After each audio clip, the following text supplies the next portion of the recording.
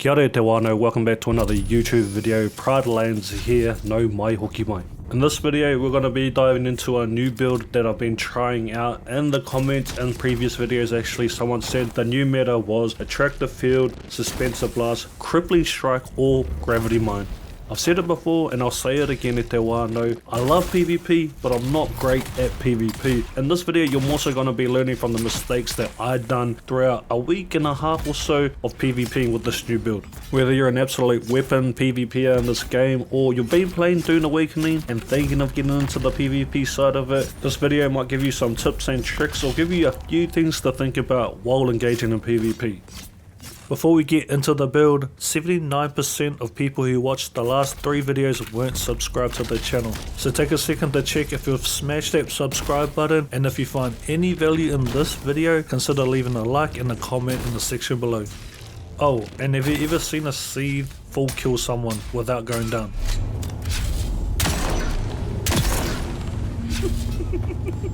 Oh!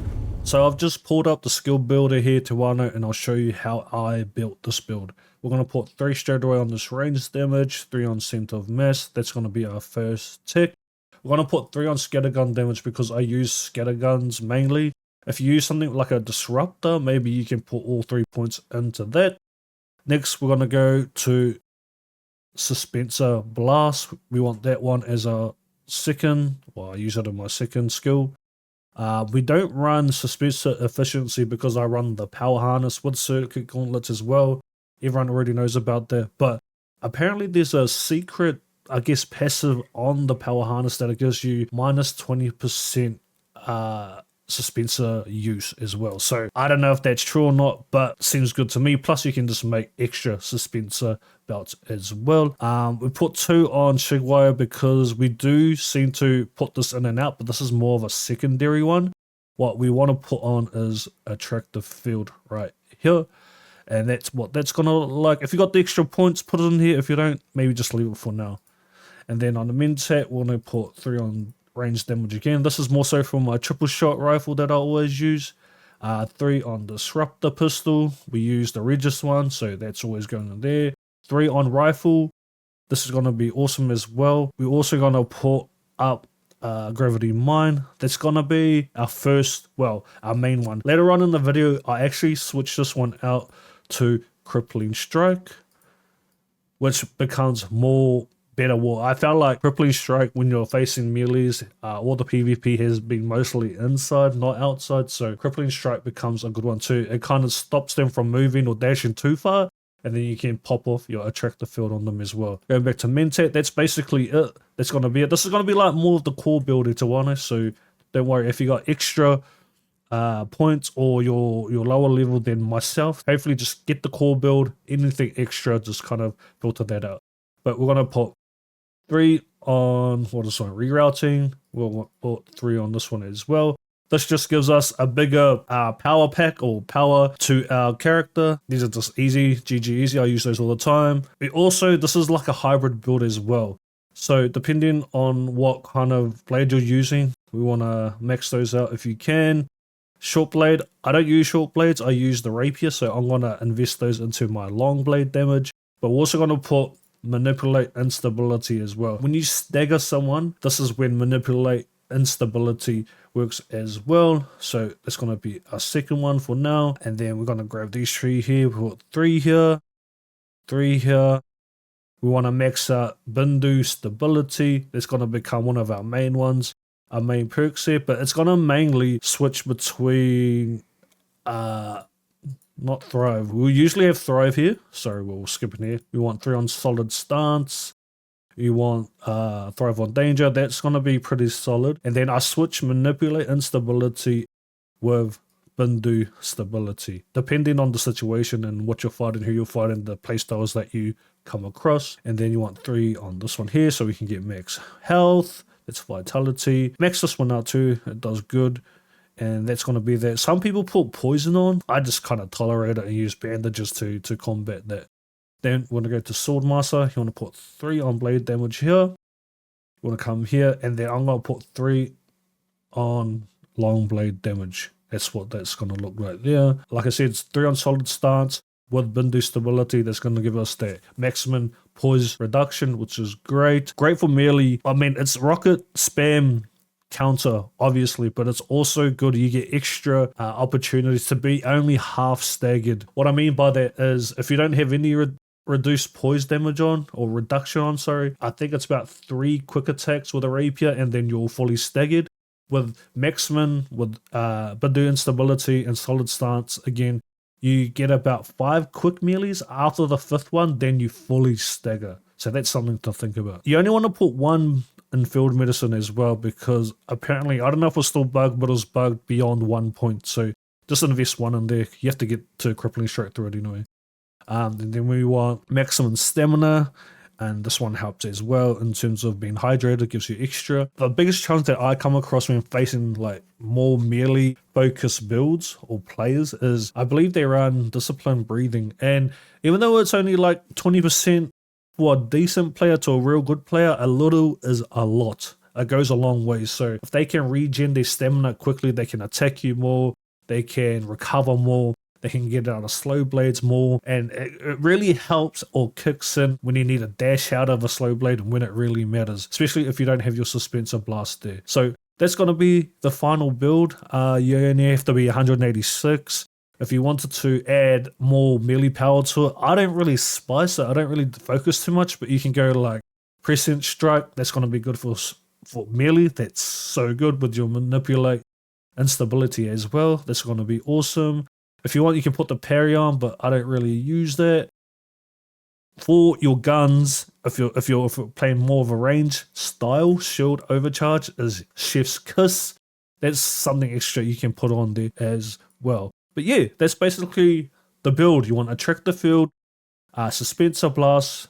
For the starting of this video, we're going to put Gravity Mine here. That's what it looked like in the beginning. Later on in the video though, you'll see me that I have Crippling Strike here. Now that you've got the build, let's run some tests to do with this Gravity Mine and Attractor field. Not only does it attract gunfire towards the center of its mass when you shoot at it, but you can also use it to suppress people firing their weapons.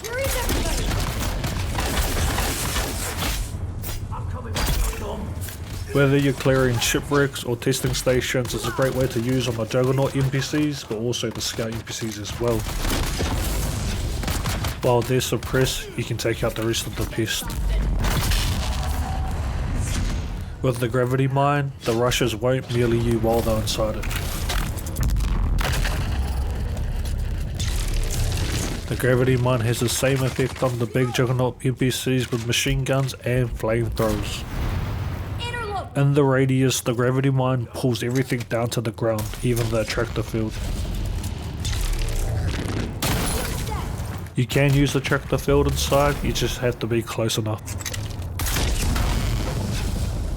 Can you attract the field while being in the Attractor field yourself?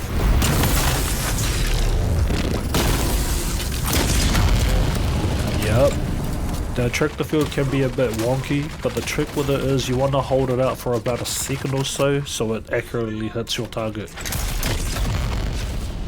That was a bit quick, but look for the green marker as well to help. Just a heads up, with the Gravity Mine and the Attractor field, there's a bug where it doesn't allow you to fire your gun after using them, so be careful. Now we've tested a few things, the only way to get better at PvP if you get in there and bang. With the Gravity Mine, it either automatically activates when the enemy comes within range, or you can manually activate it. Just take care, because they can also destroy it with melee or gunfire.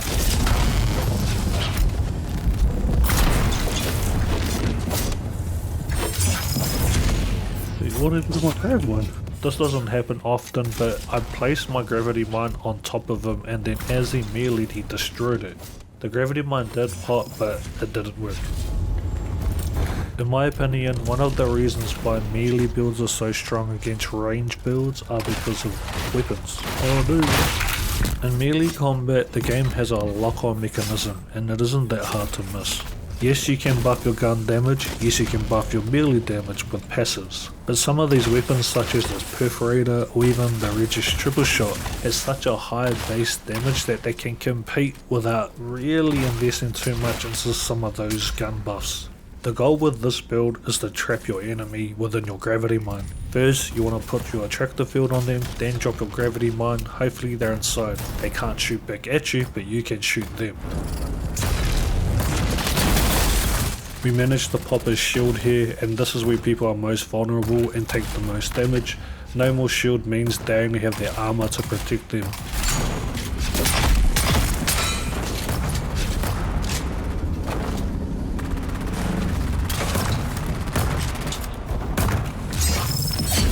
This fight started as a 4v3, after taking down one it turned into a 4v2, so we outnumbered them. In this situation I slipped myself into a supporter role. I noticed two of us were using melee and two of us were using range.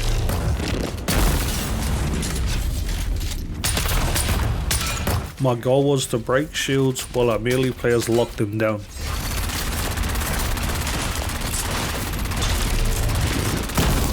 I wasn't doing too well at that, so I switched to melee instead.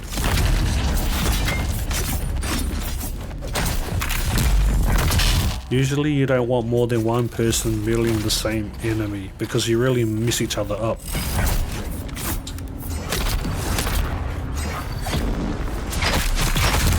In the PvE areas, no abilities affect anyone, but when you're in the PvP area, even your own teammate's Suspensor blast can affect you.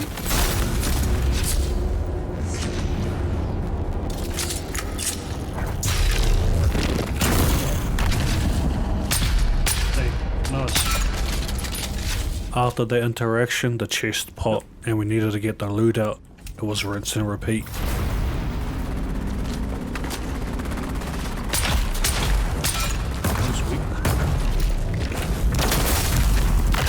Fully committed to the build's kit and it worked out. One down. One behind you. For the most part I like playing support, so I'm looking at my cooldown, seeing what abilities I have, so I can trap them. Good shit, boys. One down. One on here. Let's go, dude. In my opinion, PvP comes down to playstyles, and I definitely think you should play to those strengths. My intention for this video is hopefully to entice you to try different builds, whether that's melee, range or hybrid. Mainly to learn and understand how both sides of PvP work, and ultimately bring them together so you can be more rounded, you can last longer, win more fights, and build your IQ around PvP and Dune Awakening. For example, on the melee side, there's different techs like the normal parry, there's a delayed parry, there's a slow walk, there's even an efficient and more effective way to use your Suspensor blast to dodge slow bleeds. Now imagine that you're more of a range player that likes to shoot guns. You don't have to be good, but that's just your playstyle. And then you respec, obviously you got a 2-day cooldown on that, but you respec to a melee build for a couple of days, and now you're learning, you're understanding different ways on how to defend. That will come in effect and help you when you run out of stamina and you're on your range build against the melee build. Now you know how to parry, you know the timing, you know when to do it, when not to do it, when to dodge. And you don't have to know all of this in 1 or 2 days, you just learn at your own pace, in your own way, however it is you learn.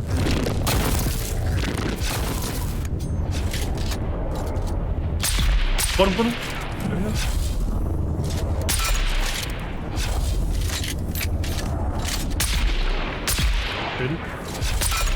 Shoot me. Alright, group PvP can be one of the most heartbreaking and demotivating thing in Dune Awakening, or it can be the most fun and most heart accelerating thing you can experience in the game. The most common strategy that you're going to see in Dune, like other game, is tunneling one person and staying grouped together. In this situation, I'm just trying to keep the enemy's teammate away from him as my teammate is having a duel with him one-on-one. I go closer just to find opportunities to jump him 2-on-1. Nice. Teammate didn't need me and the odds are now in our favour. 2-on-1. I missed.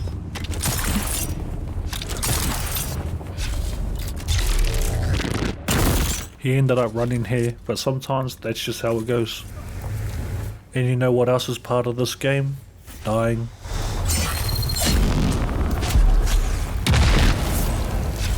I'm about to go down. Couple.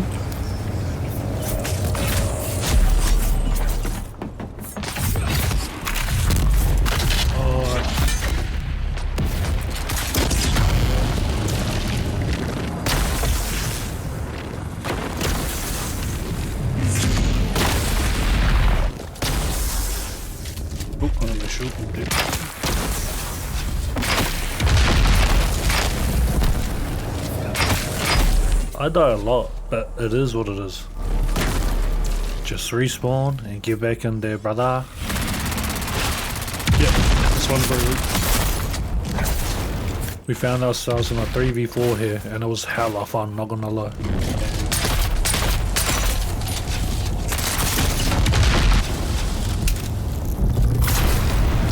Shoot the guy, Kevin, shoot him.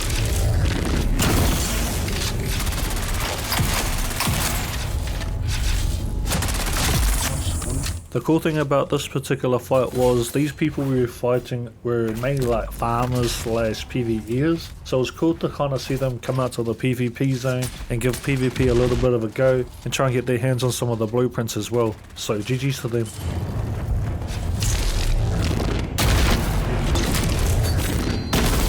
After placing the attractor field on this guy, you could clearly see I got 24 bullets on my gun, but it's not shooting. There's a bug that doesn't let you shoot your guns for some reason. Sometimes you can't even pull out your melee weapon.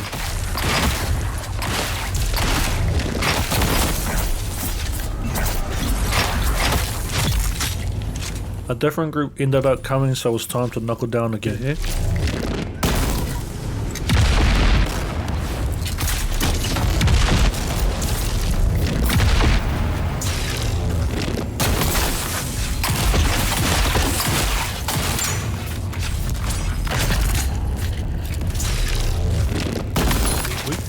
I was engaging with melee in these fights, but for some reason my slow blades were doing no damage, and then I remembered I was trying to roll people with my las gun earlier and I had changed one of my techniques.